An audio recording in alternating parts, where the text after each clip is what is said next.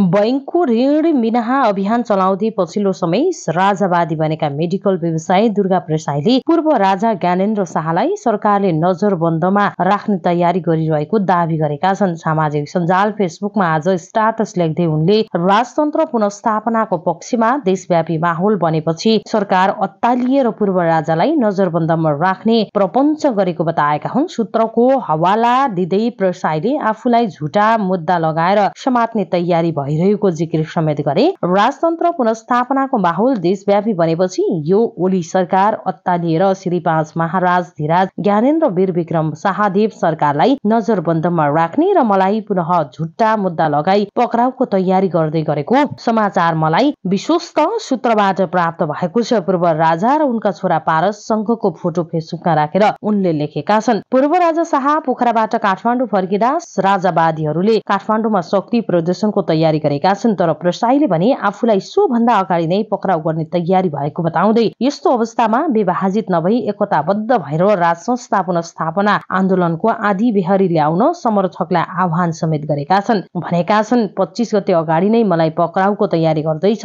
म रहुला वा नरहुला, मलाई हिरासत लैजाला वा बाहिरै रहुला, केही छैन। 25 गते सरकारको सवारीमा यस्तो शक्ति प्रदर्शन गरौं कि यी देश बेचुवाको सत्ता च्युत होस्, नेपाललाई फेरि हाम्रो गौरवपूर्ण नेपाल बनाउने यात्रा शुभारम्भ होस्।